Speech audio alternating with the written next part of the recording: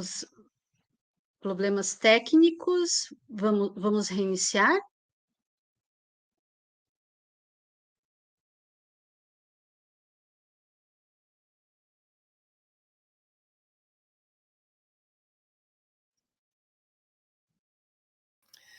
Olá, Olá, estamos já estamos já ao vivo, ao vivo.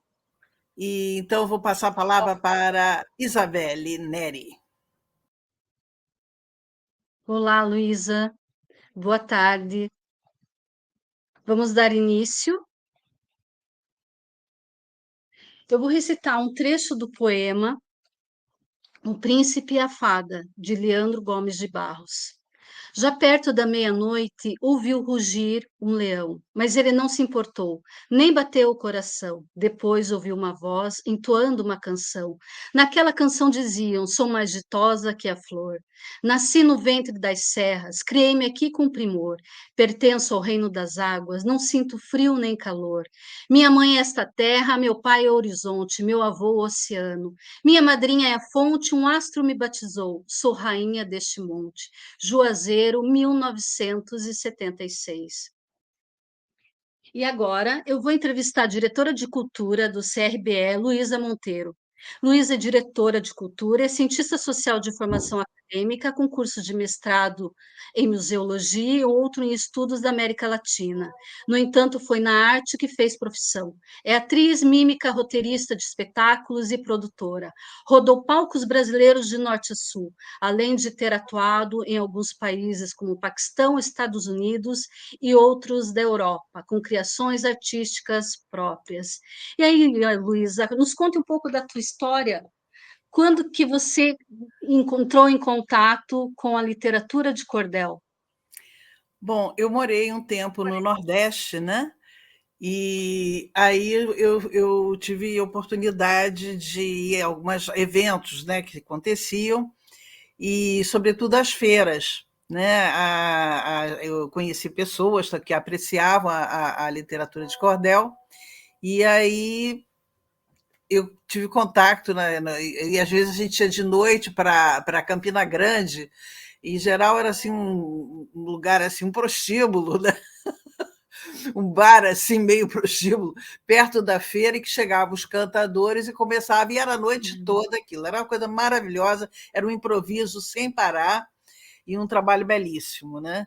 E me encantou muito, enfim, é isso aí.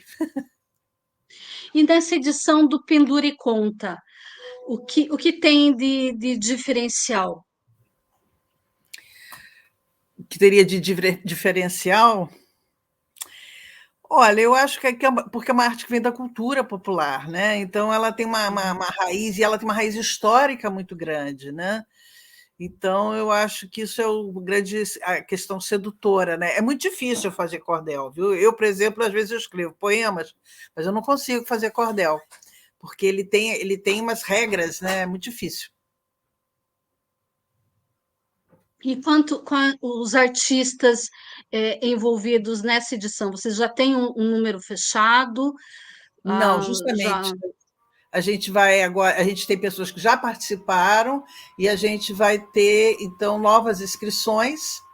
E essa ideia do Pendura e Conta é uma ideia de uma grande ativista cultural chamada Ângela Cardoso, de Bruxelas, que é assim uma motora, assim, não para, né? Uma Duracell de criação cultural, e ela então propôs isso durante a pandemia, que era uma forma da comunidade de brasileiros no exterior ela poder se relacionar mesmo estando na pandemia.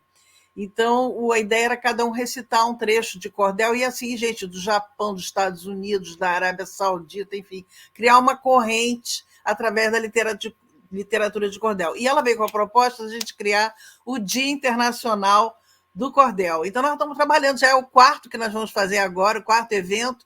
O ano que vem, quem sabe, a gente já faz isso oficial, né?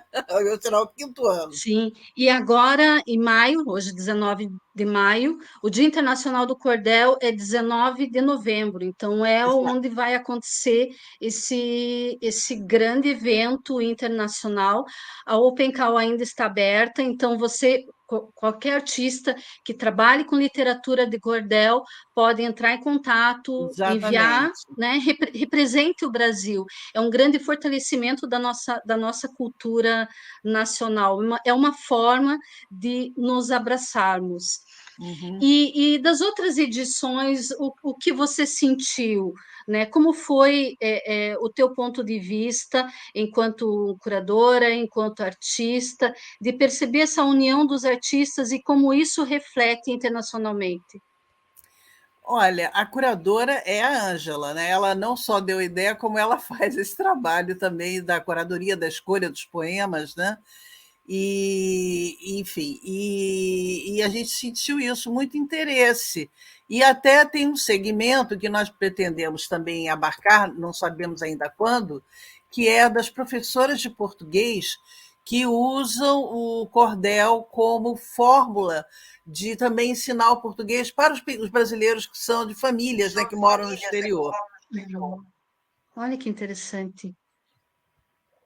Mas isso ainda vamos trabalhar, então não temos nada por enquanto quanto a isso. Aham. Pelo E o menos nós, Pendure né? As Conta, professoras sim, as sim. professoras têm, mas nós não. E o Pendura em Conta, ele tem esse envolvimento online, e os artistas, como é a questão do processo? Eles elaboram o cordel e posteriormente como é feito? É, olha, os artistas ou eles são os autores, ou eles usam um poema de domínio público, ou eles têm autorização do autor, né? Porque a gente tem que respeitar os direitos autorais, né? E tem um pré-requisito para Olha, participar? não, o pré-requisito é estar a fim de estar participando do projeto, né? Esse é o pré-requisito. Uhum. E para esse ano é somente online. E para a quinta edição, vocês já têm A uma gente tem um previsão? sonho, a gente está trabalhando para realizar, né? Que é fazer algo presencial aqui nos Países Baixos, porque como a gente está localizado aqui, fica mais fácil para a gente organizar aqui, né? De fazer um evento, uma exposição com estilo gravuras, e também tem um evento chamando o nosso grande companheiro desse projeto, que é o mestre Moisés, e outras pessoas também que são, tem até pessoas que estão na Europa, né? Em Portugal, por exemplo, eu conheci pessoas que são cordelistas, né? São poetas que fazem poema de cordel. E aí vamos E ver. quantos, aham. E quantos países geralmente estão envolvidos? Olha, nós tivemos em torno de 18 a 19, 17 pessoas. Agora, às vezes, por exemplo, da Alemanha teve 2 pessoas, né? Então, vai depender muito, né? Eu não sei exatamente os países, mas eu acredito que uns 15 países já tivemos. Agora, próximo, como a gente está abrindo agora as inscrições, né? Então, vamos ver. Obrigada, Luísa. Você tem alguma mensagem para os artistas que estiverem já com uma ideia de se inscrever? Eu ia sugerir de quem quiser, eu vou colocar aqui o, o e-mail, né, da pessoa que está recebendo as inscrições.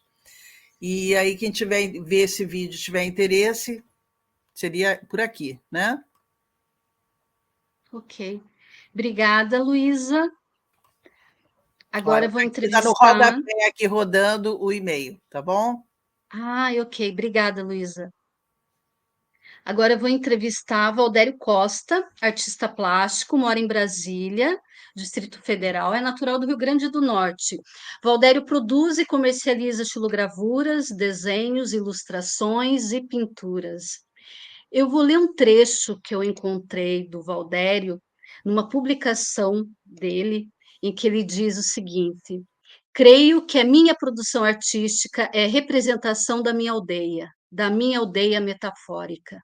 Minha aldeia está nas minhas recordações da infância, nas histórias e músicas que eu vi, nos livros e cordéis que eu li, nas imagens que eu vi, em todas as viagens reais e imaginárias. Minha aldeia é o mar, o sertão e a urbe também. É um resgate permanente do que senti, do que vivi e do que ainda sonho.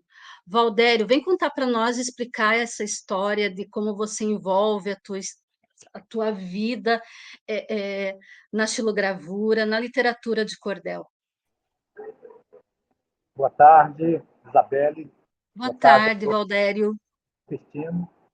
Eu estava ouvindo a Luísa e é muito, muito gratificante saber que tem essas iniciativas fora do nosso país, né, como o Brasil, com tendo essa relevância ou colocando em relevância uma coisa tão rica que é a nossa cultura popular, a nossa literatura de cordel, a nossa xilogravura.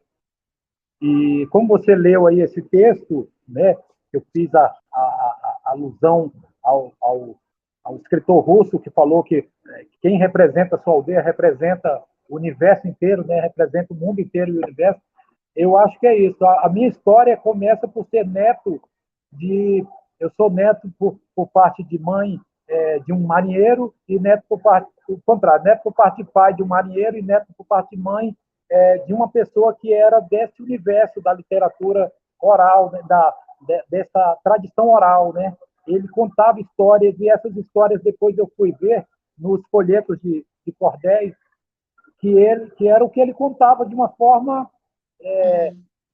sem ter a menor preocupação com a métrica. A Luísa também falou aí da questão da literatura de cordel, que parece ser uma coisa bem simplória, mas é uma coisa muito estruturada, tem uma métrica própria e não é só rimar, você tem que conhecer o código, né? Vamos dizer assim. Mas fora isso, eu acho que a literatura de cordel é esse retrato do nosso país, é uma coisa rica e viva, né? E Você voltando, bebeu desde cedo, então, na fonte da literatura de cordel. E como você coloca isso? Porque eu vi no teu Instagram que você leva além, você veste a xilogravura nas camisetas, no teu corpo. Então, além do material de exposição, você vivencia, você traz no corpo a exibição viva da xilogravura, da literatura de cordel. Como é isso para você? Porque é como se fosse uma exposição, né, no dia a dia também. exatamente. Eu acho que o que aconteceu comigo foi, com tantas outras pessoas que eu conheço, artistas ou não, eu vim desse universo do romanceiro nordestino, eu fui influenciado por isso desde criança. E eu saí da minha cidade, que era Natal, meu pai viajou pelo sertão, meu pai era músico também, e o que aconteceu? Eu trouxe isso para a cidade que eu moro desde criança, praticamente, que é Brasília, e mesmo tendo formação acadêmica, eu não cortei esse cordão umbilical com o popular, com, com esse manancial de cultura do povo, né? Mais profunda, mais autêntica, talvez. E aí eu junto essas duas coisas, Isabelle. Então, eu costumo falar que todo artista, eu vou, já que nós estamos falando aqui de literatura de cordel, eu vou citar um grande poeta da Paraíba, chamado Pinto do Monteiro, que era um grande repentista. Ele era uma pessoa da mente incrível, né, para improvisar. E ele deu uma definição que eu acho que é a definição de todo artista, de todo escritor, que é assim, perguntaram para ele o que é ser poeta, e ele falou, poeta é aquele que tira de onde não tem para colocar onde não cabe. Ou seja, é isso. O poeta, ele cria, né? O artista, ele cria. E, e nesse universo da literatura de cordel, eu acho que é importante citar, por exemplo, o Ariano Suassuna, que ele fala que esse formato, que é o tradicional da literatura de cordel, do folheto, ele representa tudo para ele. Assim, o movimento que ele criou, que é o movimento armorial, cabe aqui dentro, porque aqui tem as artes visuais com a xilogravura na capa, aqui dentro tem a poesia, toda em versos, aqui está em cestilha, que é a forma mais conhecida de você representar a literatura de cordel, e, além disso, o que está aqui, que um dia foi oral e agora está escrito, ele pode ser cantado, ele pode ser becejado com violas. Então, aqui está a música, está as artes visuais, e está a poesia. Amarra várias artes. E É, o teu processo criativo, como é feito? Você desenha, você passa para estilo depois? Como é? o processo da Chilo é mais ou menos assim, ó. Vou pegar uma que ainda está por fazer aqui. Você virar aqui, deixa eu ver o jeito certo aqui de mostrar para você. Está dando para ver? A câmera Mais para frente. aqui. Isso. Aham. Aqui ainda está por Perfeito. fazer. Eu desenhei e você, depois de desenhar, você usa esses objetos que também no Uhum. Nordeste as pessoas usavam pequenas facas, mas eu uso já sou de uma outra tradição mais moderna, já usa goiva, que é esse pequeno formão aqui. E depois de você desenhar, você vai retirar, você vai deixar em alto relevo o que você quer que, que pegue a tinta, que apareça. Então está aqui, ó. Uhum. Tudo está em alto relevo. Depois de você fazer esse corte ou entalhe na madeira, você vai usar um rolinho de borracha para passar uma tinta gráfica em cima da matriz. Aqui a gente chama de matriz, essa placa de madeira. É uma Sim. espécie de carimbo. E Falando da quantas história, impressões você faz geralmente? olha, você Quantas pode cópias? fazer até 100 se quiser, mas eu faço sempre menos, porque eu gosto de preservar a matriz. Com Uhum. o passar do tempo, ela vai ficando muito entintada e aí começa a perder a forma visual na madeira. Ela ainda consegue passar para o Uhum. papel perfeitamente. Então, depois desse processo do corte e entalhe, você vai passar um rolinho com a Uhum. tinta gráfica. Vou mostrar aqui a tinta gráfica aqui, ó. A tinta de Uhum. impressão de livro, aqui, né? A Uhum. tinta de impressão de livro. Que Depois que tipo de você madeira passou a é essa? tinta, oi? Que tipo de madeira você trabalha? Eu trabalho sempre com a mesma madeira, ela se chama umburana ou imburana. É uma madeira muito encontrada no Nordeste e ela tem uma característica, ela é muito macia. Ó. Você, você vê que ela não tem dificuldade para cortar. Ó. Tá vendo aqui? Ó? Uhum. Ela é muito macia. Mas você pode trabalhar praticamente com todo tipo de madeira. Uhum. Aqui em escolas, que eu sou professor, como a gente não encontra essa madeira mais macia, a gente usa até essa madeira, que não é uma madeira, né? Esse aglomerado que a gente chama de MDF, né? Dá para usar Uhum. também. A única diferença é a durabilidade. A umburana, ela dura para sempre. E ela não empena, Uhum. ela pode ser molhada, que não tem problema. O Então, MDF não, o MDF, ele não pode ter umidade que ele se perde, né? Ele é mais estufa, frágil. perde a característica dele. Só para terminar aqui o processo, depois que você passou a tinta gráfica aqui, você vai pegar um papel e vai colocar o papel em cima Uhum. da matriz, e aí E faz a você vai gravura. usar uma impressora de última geração, que é isso aqui, ó, uma colher. E Uhum. você prega a colher no papel, pode ser feito com uma prensa também, eu também tenho uma prensa, Uhum. mas eu faço ainda a maioria com colher.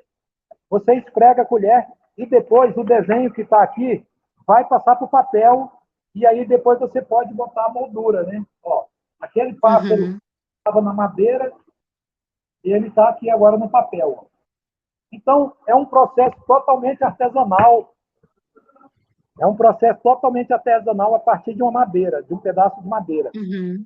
E, segundo está na história, né, a historicidade da xilogravura, ela primeiro se chama xilogravura porque em grego xilon é madeira. Então, é uma técnica de se fazer arte ou uma imagem ser reproduzida a partir de uma matriz de madeira. E ela, Uhum. inicialmente, foi criada na China. Os chineses praticamente inventaram essa forma de fazer arte. Provavelmente apareceu em outros lugares do mundo, mas as primeiras registradas eram na China. E na China aconteceu uma coisa incrível também, que foi a invenção do papel, que foi o casamento perfeito. Porque Uhum. quando ela foi criada inicialmente, na China, até na Índia, até hoje se fazem isso, ela era impressa em tecido. E aí, a partir do momento que ela chega na Europa, ela passa a ser impressa em papel, ela participa dessa criação da imprensa, mas aí vem um alemão, Gutenberg, cria os tipos móveis, então a xilogravura ela continua ainda sendo impressa Uhum. como vamos dizer assim, como uma participação na imprensa, mas ela se torna uma arte autônoma, entendeu? E aí o que acontece com a Chilo? Como o Portugal e Espanha sofreram essa influência ibérica, né? Eles trouxeram também essa coisa da literatura de cordel, a coisa do verso, a coisa do repente, veio para o Nordeste. Mas E veio o nosso também a sotaque, cultura. quando entrou no Brasil, o que mudou nessa história toda? Porque o brasileiro sempre muda alguma coisa e cria, faz O que parte da mudou no nossa Brasil, na essência. verdade, foi essa ligação que veio a partir do século XIX. Antes, a xilogravura já ainda estava ligada à imprensa, né? Alguns artistas estrangeiros vieram para o Brasil e trouxeram essa técnica, mas aí ela teve outro casamento perfeito, que é o casamento com a literatura de cordel, que aí passou, juntou a imagem com a poesia, e está até hoje fazendo esse sucesso. A gente falou do Ariano Suassuna, e eu vou falar aqui do maior autor da literatura de cordel, que é um paraibano do século XIX, se chama Leandro Gomes de Barros.